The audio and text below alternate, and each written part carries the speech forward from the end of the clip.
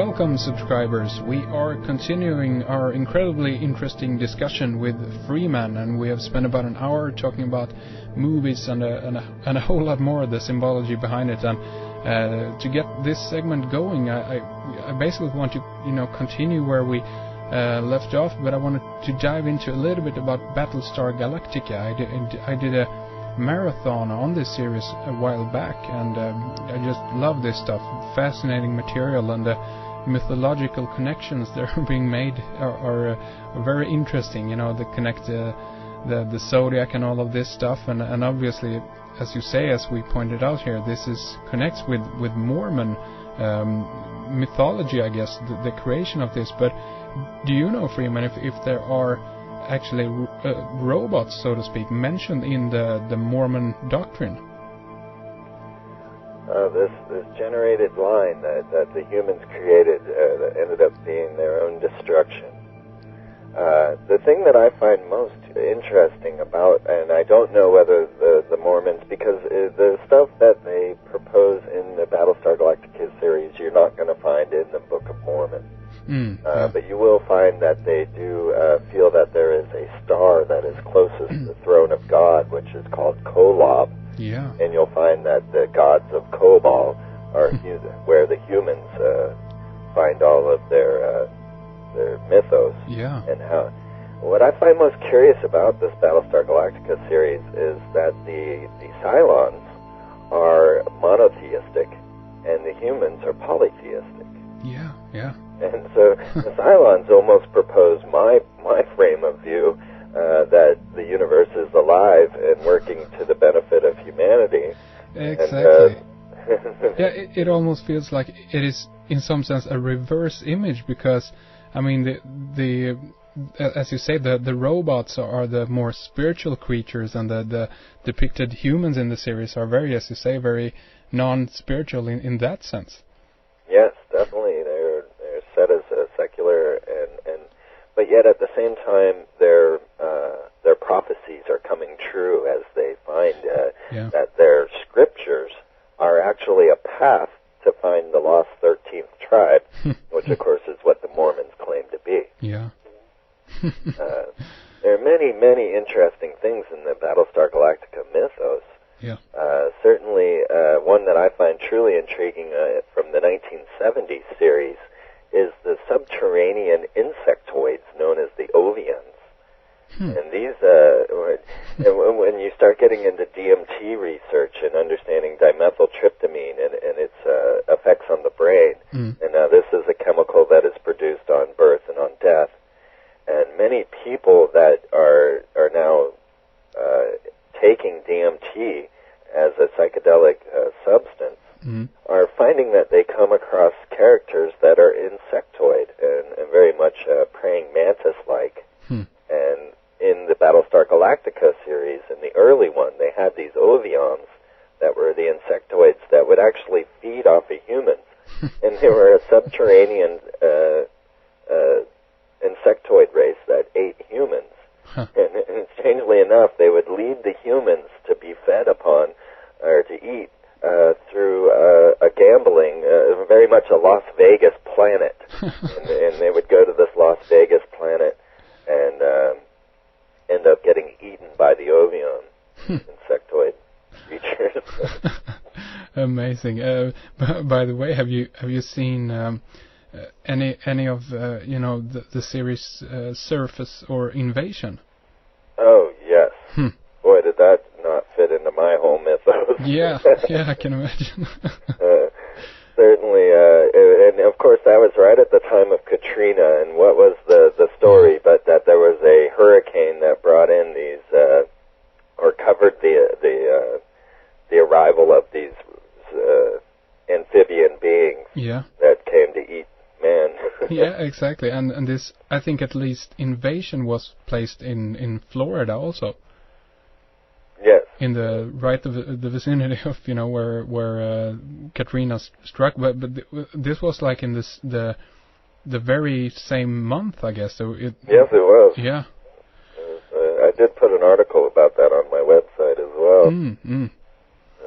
Yes, I mean, lots of interesting stuff, and obviously Surface going through the whole scenario of, creating a species, this kind of, I guess, more dragon-like than anything else, an amphibious creature who can withstand fire deep beneath the bottom, at the ocean floor, digging away, creating earthquakes. I mean, fascinating stuff.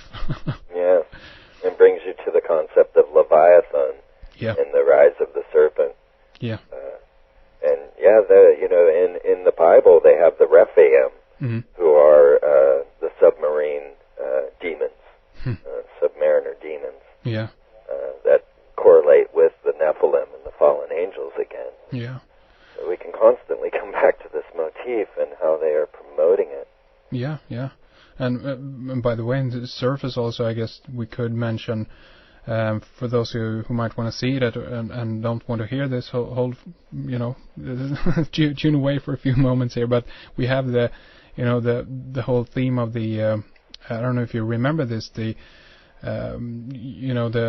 underground tunnel type deal towards the end, where they actually create this Noah's Ark basically of every known species.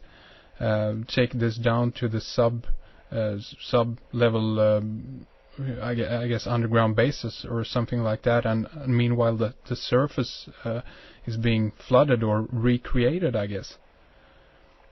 Yes, exactly, and of course this subterranean realm is constantly touched upon, certainly in stories like The Time Machine by H.G. Wells. Yeah. We continually come back to this subterranean world, which has pretty much been conclusively proven. Certainly in my film, I show you Zahi Hawass discussing the subterranean caverns of Egypt. Sure. Von Daniken covering the subterranean passages of Central and South America. Yeah. Yeah, and we have the ant people of the Hopi legend. Yes, the Anasazi. Yeah. Which really relates with Anunnaki. Yeah. And I always found it very interesting that in The Time Machine it was the subterraneans that ruled Earth and ruled from below the surface. And which takes us back to Sean Connery one more time, because he actually turned down a role in Lord of the Rings as well, because he didn't fully understand its relations to everything going on. And people like Michael Sarian are claiming that this would be more akin to a history than... Yeah, absolutely. Something called I think it's called the Red Book, allegedly, that Tolkien was looking at or had access to in some way. I can confirm this in a way. I just had read very, very briefly about it, but it sure is interesting talking about, I guess, the fourth age, and then leading up to the movies end with that the age of man is beginning, and then I guess that we could talk about that is the current age, so to speak. Yes. And lead us straight into the island of Dr. Moreau, and what we might think the chupacabra is. Definitely, we are moving into this very same age that is described in the Book of Enoch. We find all these same correlations, the women being trained in sorcery, where it leads us to Madonna and Britney Spears. And if you recognize that, we made all the connections with Walt Disney, the FBI, and the Freemasons. Yeah. And if you look at the top pop stars at this time, with Britney Spears, Justin Timberlake, and Christina Aguilera, they are all Mouseketeers. They are all spawned of Walt Disney. And a portion of our reality is spawned of Walt Disney. But of course they are spawned of the military-industrial complex. And of course they do have a subterranean complex under Disney World. Oh, do they? Oh yeah. There's a massive subterranean complex down there. They built all of that in the swamp before they put the theme park on top of it. I bet you it's like the perfect place for some weird ritual or something. I don't know. Yes, I mean, I've been to those Disney cast parties, and it is a very strange world these people are from.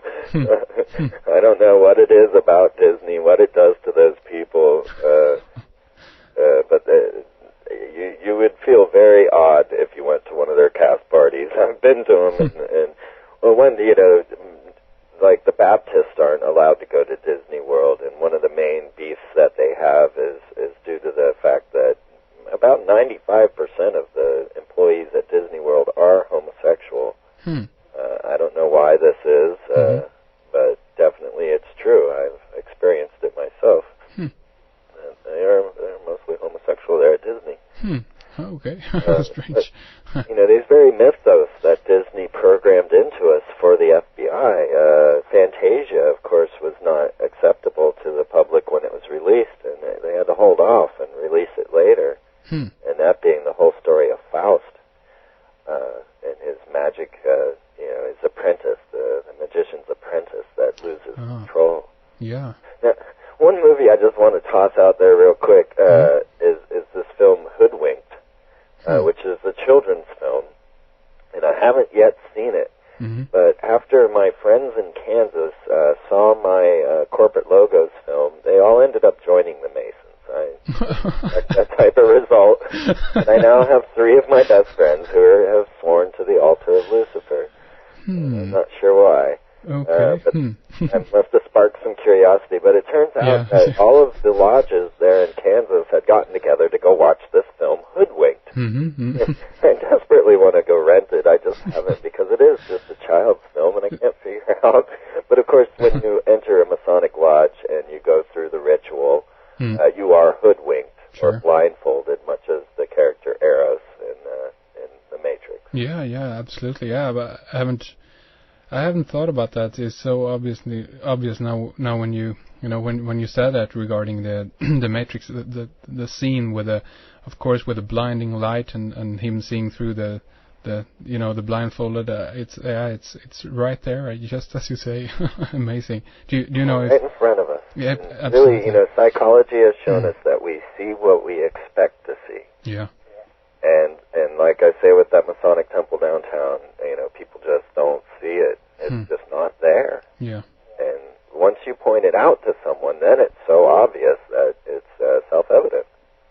Yeah. Do you know if this Hoodwinked is this a new released movie? It's a little old. It was last year. Yeah. Perhaps the year before. Okay. Yeah, I gotta check that out too.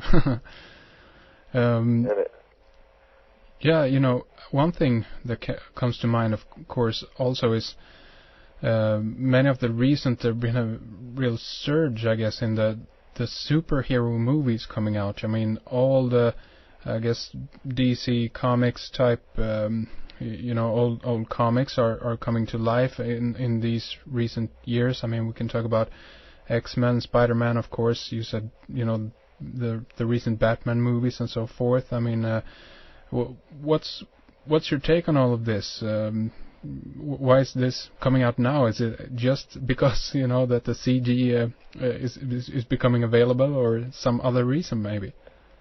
Well, we're finding that we're moving into the age of the dark hero, and really the Y2K celebrations that I show in the corporate logos film exemplify this, in that Horus is this avenging hero, and in the American Y2K celebration, now realize that England burnt the river Styx and Paris illuminated their phallus, the Eiffel Tower, who was built by the Freemasons, who also brought us our goddess, the Statue of Liberty, that in America they made the sun rise in the west, and this is a symbol of Horus. And this was the sign of the new age, the age of the dark hero. So what we find is that, and Alan Moore played a large part